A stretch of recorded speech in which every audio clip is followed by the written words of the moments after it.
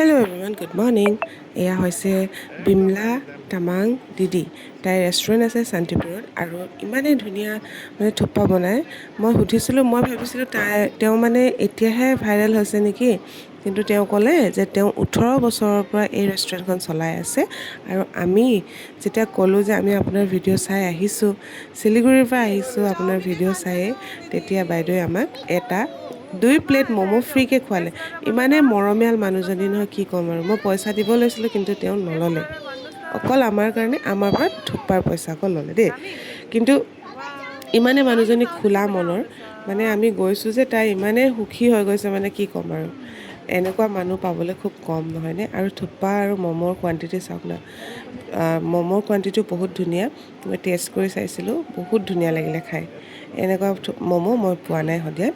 আৰু থোপ্পাটো ক'বই নালাগে, মাংসৰ কোৱাণ্টিটি চাবনে, থোপ্পাৰ কোৱালিটি চাবনে, নিজে বনাই তেওঁ আহিব।